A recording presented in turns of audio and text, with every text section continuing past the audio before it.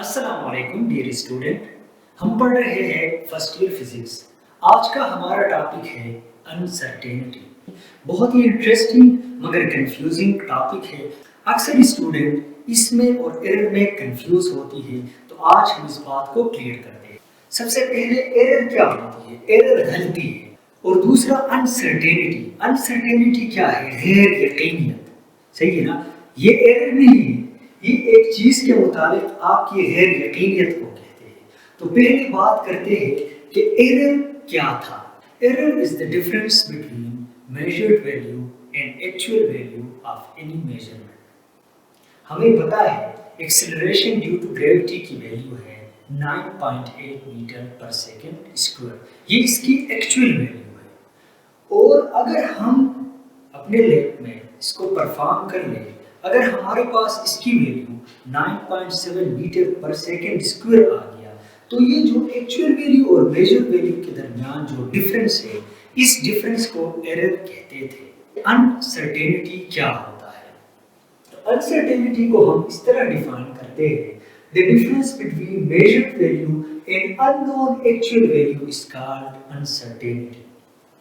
एक चीज की एक्चुअल लेंथ, अभी हमारे पास उसका एक्चुअल लेंथ पता नहीं है। फॉर एग्जांपल इस मार्कर की एक्चुअल लेंथ कितनी है, इसके ऊपर कहीं नहीं लिखा है, हमें पता नहीं है।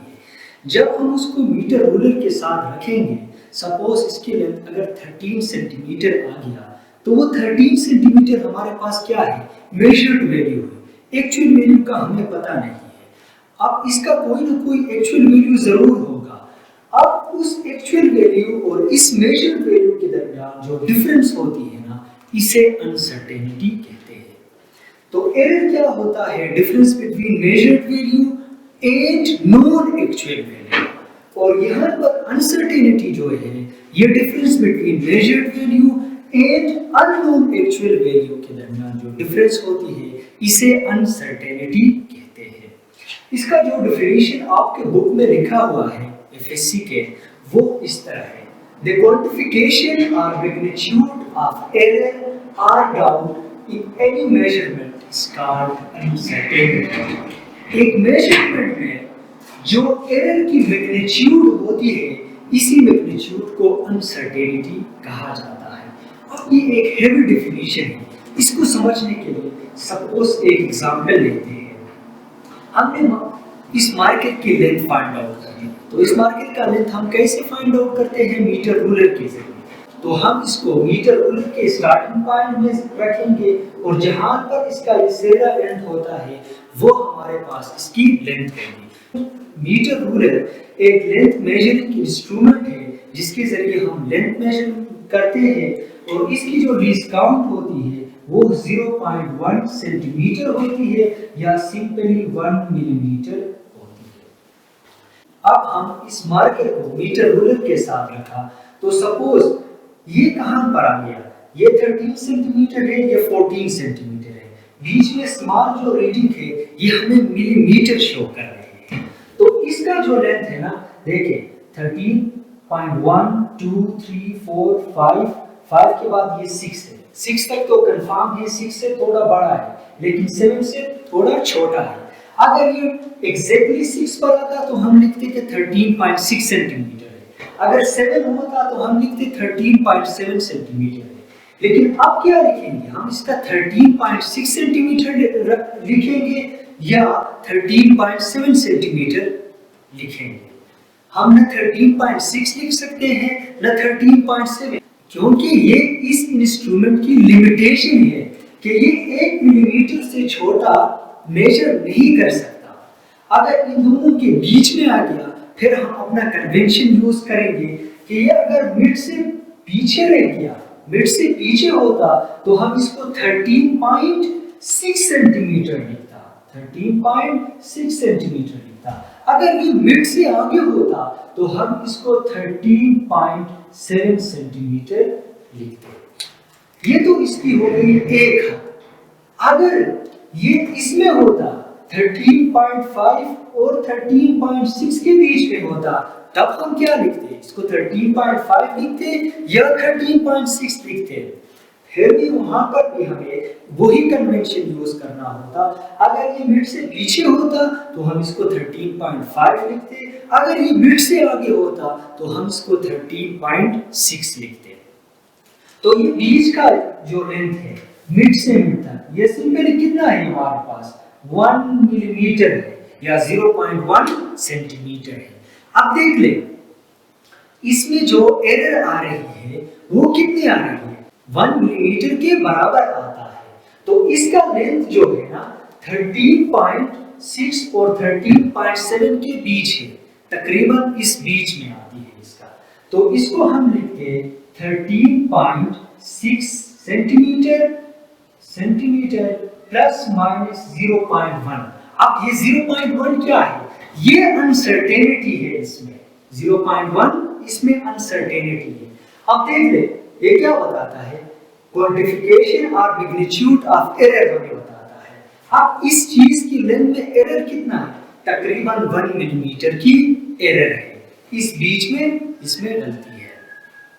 तो ये अनसर्टेनिटी जो है ना एक मेजर्ड वैल्यू में एरर की मैग्नीट्यूड के बारे में हमें बताता है। तो इट एस्टिमेट हाउ स्मॉल और लार्ज द एरर इज। तो ये अनसर्टेनिटी जो है ना हमें बताता है कि एक मेजरमेंट में एरर जो है वो कितना ज्यादा या कितना छोटा है, इसके बारे में हमें बताता है। एक और इम्पोर्टेंट बात अनसर्टेनिटी से रिलेटेड वो ये है, it is non negative parameter. ये अनसर्टेनिटी जो होती है ना ये हमेशा हमारे पास नॉन नेगेटिव होती है, which show dispersion of the measured value। ये एक measured value में जो फैलाव होती है इसके बारे में हमें बताता है कि एक चीज कितना बड़ा है या कितना छोटा है। सपोज अगर हम इसकी लेंथ मेजर कर रहे हो तो इस केस में इसमें डिस्पर्जन कितना है, प्लस माइनस 0.1 सेंटीमीटर के बराबर है या सिंपली 1 मिलीमीटर की डिस्पर्जन है इसमें। इसकी लेंथ 13.6 और 13.7, इन दोनों के बीच में कितना है 1 मिलीमीटर का फासला है। तो इतना क्या है डिफरेंस है इसमें।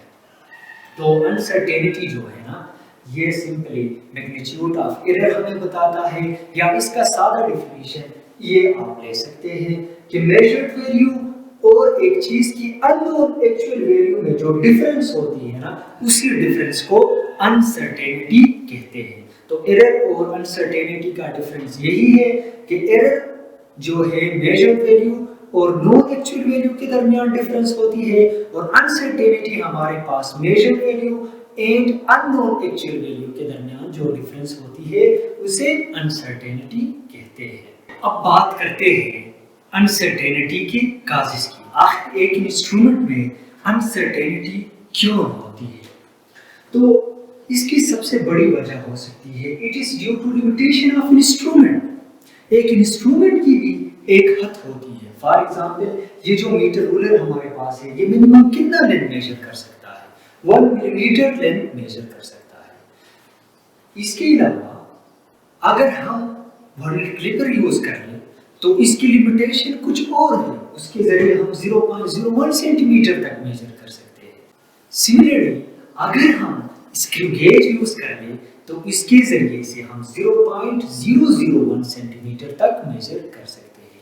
इस बात का मतलब ये है कि इसमें 13.6 और 13.7 में 13.6 और 13.7 में ये जो दो लाइन है इनके बीच में अगर हम मजीद कैलिब्रेशन लाए, फॉर एग्जांपल इतने कैलिब्रेशन लाए, तब हम इसके जरिए से हम और प्रिसाइज मेजरमेंट ले सकते थे।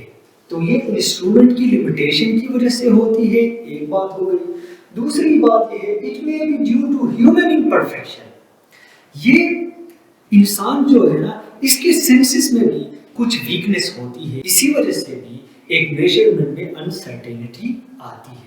इस बात का क्या मतलब है, इसका मतलब ये है अगर मैं आपसे पूछ लूं इस वक्त टाइम क्या है तो आप क्या जवाब देंगे। फॉर एग्जांपल आप कहेंगे 12:13 हो गया। क्या आपने एग्जैक्ट जवाब दिया? नहीं, साथ में सेकंड भी है। फिर अगर मैं आपसे पूछ ले एग्जैक्ट बता दे तो आप क्या कहेंगे 12:13 और 20 सेकंड हो गया। क्या फिर भी आपने एग्जैक्ट जवाब दिया? नहीं, क्योंकि आपके बताते बताते भी कुछ सेकंड आगे गया होगा, ठीक है ना। फिर अगर आप हम इससे भी प्रिसाइज देखना चाहें इसको, तो आप क्या कहेंगे, खुद वॉच को देख लें। अगर मैं खुद भी वॉच को देख लूं तो क्या मैं एग्जैक्ट टाइम अभी इस वक्त क्या है इसको मेजर कर सकता हूँ? नहीं, क्योंकि मैं इस वॉच को देखते देखते भी कुछ नैनो सेकंड या माइक्रो सेकंड गुजर गए होंगे, क्योंकि लाइट को इससे टकराते हुए फिर हम तक आने में थोड़ा टाइम लगता है। तो ये ह्यूमन इम्परफेक्शन की वजह से भी अनसर्टेनिटी आती है। और it may be due to variation in natural process, ये किसी नेचुरल प्रोसेस में वेरिएशन की वजह से भी आ सकती है। फॉर एग्जांपल सुबह के वक्त आप एक चीज की लेंथ मेजर कर ले, तो हो सकता है दोपहर को आप इस चीज की लेंथ मेजर कर ले, उसमें कुछ वेरिएशन आ सकती है। फॉर एग्जांपल आप एटम के बारे में स्टडी कर रहे हो, हमें पता है इलेक्ट्रॉन की एक्साइटेशन भी एक्साइटेशन होती है। फॉर एग्जांपल आपने एक्साइटेशन में स्टडी कर लिया, फिर हो सके आपने डी एक्साइटेशन में देख ले, तो ये नेचुरल वेरिएशन की वजह से भी आती है। तो एरर और इसमें आप डिफरेंस देख लें। एरर मेनली किस वजह से आता था?